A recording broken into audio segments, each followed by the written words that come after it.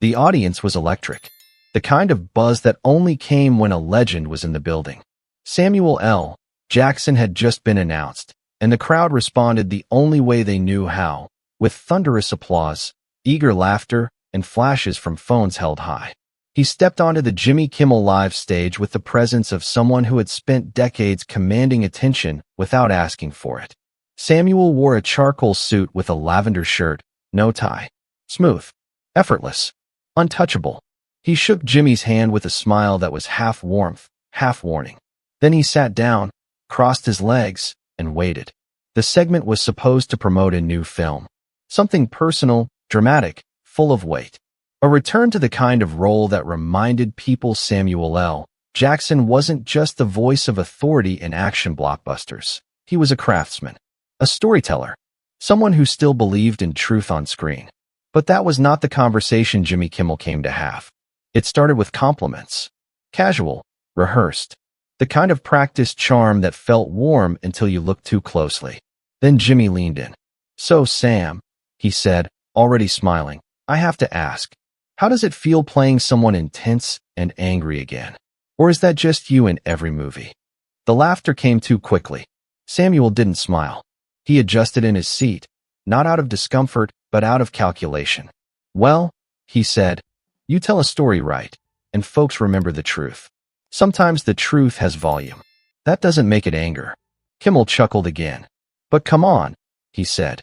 "You've kind of made a career out of yelling at people. That's not a criticism. It's iconic." Samuel nodded slowly. "So you think loud means angry?" "No," Kimmel replied. "But it's a thing, right? The voice, the stare, the whole vibe. You've built a brand." Samuel held his gaze. "I've built a career." The audience shifted. The tone had changed. Kimmel didn't seem to notice. Or maybe he did, and kept going anyway. "I mean, you've done it all. Jedi, hitman, superhero, civil rights leader. But sometimes it feels like you're just playing yourself now. Do you ever think about switching it up?" Samuel's jaw tensed just slightly. Not insulted, just disappointed. "I think about a lot of things," he said. "I think about stories. I think about people who don't get heard unless someone shouts. I think about how easy it is to laugh at things when you don't have to live them." Kimmel laughed, trying to lighten the mood. "You're taking this too seriously, man. We're just having fun." Samuel didn't break eye contact. "You invited me to talk about a film about a man who lost everything standing up for something. And instead you want to talk about memes." The crowd grew quiet. Kimmel smiled again, but there was less in it now. "It's entertainment, Sam. People want the stories, sure, but they also want the personality. They want to feel like they're hanging out." Samuel leaned forward, elbows on knees. "Then maybe you should hang out with someone else." The words weren't loud. They didn't need to be. They landed like thunder in the middle of a comedy show. Someone in the audience started to clap, then stopped. No one else followed. Kimmel's expression changed. He shuffled his cards, skipped a question, and tried to pivot. "So this new movie," he said. "Heavy stuff. Police brutality, fatherhood, broken systems. Isn't it a little much for people right now?" Samuel blinked once. Slowly. "It's not more than what people are living. If it's too much to watch, maybe it's been too much to ignore." The band didn't play. The camera didn't cut. Kimmel stared for a second too long. Then he gave the signal. "We'll be right back with more Samuel L. Jackson after this break." The lights dimmed, but the tension didn't fade. Off camera, voices raised. Samuel sat still. He had said nothing offensive. He had not shouted. He had not cursed.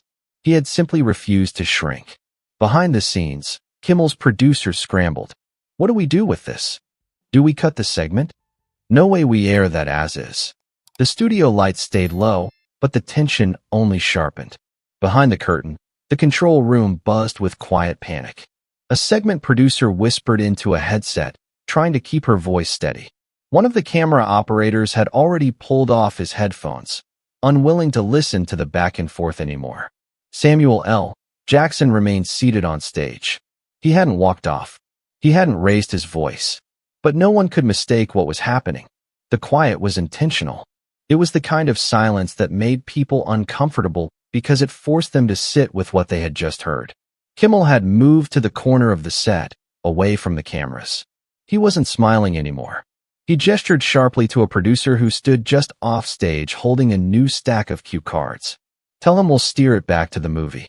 But I'm not apologizing. The producer hesitated. Jimmy, he hasn't said a word since the break. Then maybe he's done, Kimmel said. When the cameras returned, the lights lifted slowly. Samuel was still seated, eyes steady, legs crossed. Kimmel returned to his chair with a smile that no longer seemed practiced, just strained. We're back, he said, forcing a laugh. Still here with Samuel L. Jackson. Talking about, well, a lot. Samuel nodded once. Life tends to cover a lot. Kimmel exhaled quickly through his nose, then picked up a new card. Let's get into the film. What drew you to this story? Samuel's voice was calm. I was drawn to a man trying to be heard. A man who kept showing up even after the world told him not to. Kimmel nodded. And you play him angry? I play him human. The crowd was quiet again. Not tense. Just attentive. Kimmel tried to inject lightness. Well, I hope he's not as scary as some of your other characters. I mean, you do that look, you know the one. The stare. Samuel gave a thin smile. If people are scared of someone telling the truth, maybe that says more about them than it does about me. Kimmel laughed, but the audience didn't follow. The rhythm of the show had collapsed. The pattern, question, joke, laugh, no longer applied. Instead, people were listening. Really listening. Kimmel cleared his throat. So the film ends on a pretty bleak note. Do you think there's still hope in stories like this? Samuel leaned back. There's hope when people stop pretending things are fine just because they're tired of feeling uncomfortable. There's hope when people stop laughing to avoid thinking. The words weren't aimed at Kimmel, but they didn't avoid him either. Silence again. This time, Samuel filled it. You brought me here to talk about a film that asks hard questions. But the moment I tried to answer one, you changed the subject. Kimmel said nothing. Samuel continued. Maybe that's the problem. Maybe we've all gotten used to noise so much that we treat honesty like an interruption. It wasn't a confrontation in the traditional sense. There was no shouting, no insults, no walk-off. But it was a clash just the same. And it was happening in real time. Off camera, Kimmel's executive producer gave a clear order. Wrap the segment. Immediately. Kimmel nodded slightly, then turned to the audience. Well, that's about all the time we have for tonight. Samuel L. Jackson, everybody. Samuel didn't move. He looked at Kimmel. You asked me to come here. You used my name to bring people in. But when the truth showed up too, you asked it to leave. The words were quiet, but no one could look away. Then Samuel stood, buttoned his jacket, and turned to the audience. I hope you still watch the film, he said. I hope you see the story. And I hope the next time someone tells the truth without raising their voice, you don't wait for a laugh track to tell you what to do with it. The audience began to clap, not out of obligation, out of understanding. The stage door swung open, and Samuel L. Jackson stepped into the backstage corridor with the same calm precision he had brought to the stage. He did not look back. One assistant offered him a bottle of water. Another tried to ask if he would stay for the group photo scheduled after the show. Samuel gave a polite nod, but said nothing. The message had already been delivered. The cameras may have stopped rolling, but the impact hadn't. Inside the studio, Jimmy Kimmel sat frozen behind his desk. The band leader glanced toward the producers. The cue for the next guest had already passed. Nothing had gone according to plan. Kimmel finally leaned toward the microphone and said flatly, "We'll be right back," before the screen cut to commercial. The control room went into full damage control. The senior producer barked instructions. Cut the last 5 minutes. We can't air that. Someone else chimed in. Too late. Studio audience had their phones out. That's already gone. And they were right. Clips of the exchange, the silences, the tension, the refusal to shrink, were already being shared online. Raw footage, grainy phone video, unedited, unfiltered, and unmistakably real. By morning, the confrontation was trending worldwide. But it wasn't framed as a scandal. It wasn't about outrage. It was about resonance. People weren't arguing over whether Samuel L. Jackson had gone too far. They were asking why truth had to go far at all to be heard. One commentator wrote, "It wasn't a fight. It was a refusal to perform comfort." Another said, "Samuel didn't storm out. He stood still, and the room moved around him." Kimmel's team issued a brief statement. While we always aim to provide an open space for meaningful conversation, Sometimes discussions take unexpected turns. We thank Mr. Jackson for his time. But the words rang hollow. Because the world had already seen what happened. Not just the words, but the posture, the calm, the strength of someone who didn't shout, didn't flinch, didn't fold. In the following days, Kimmel's show came under scrutiny from former guests. Quiet comments emerged, of last-minute question changes, of promised topics ignored, of segments cut in post-production to favor performance over substance.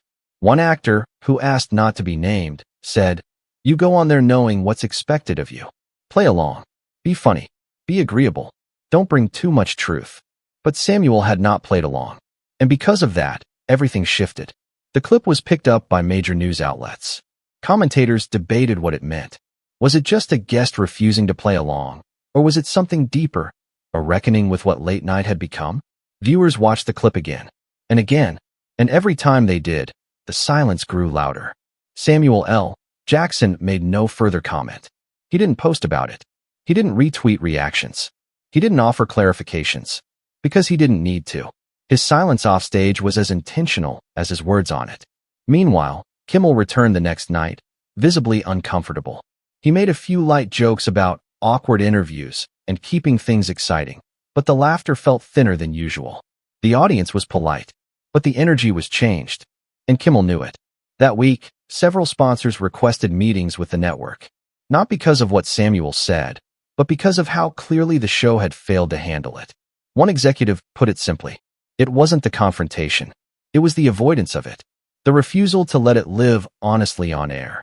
Behind closed doors, ABC launched an internal review, not about Samuel, about Kimmel, about how editorial decisions were being made, about how guests were prepped, misled, or controlled.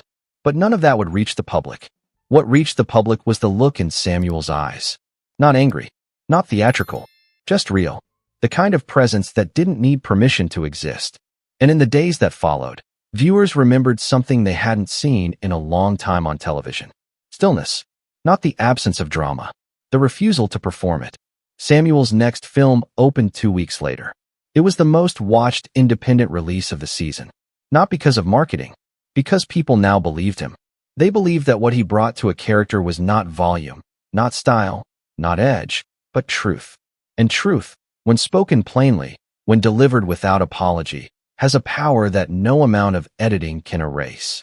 When asked later about the incident in a quiet moment backstage at a different show, Samuel reportedly shrugged and said, "Sometimes you walk into a room and realize it wasn't built for honesty.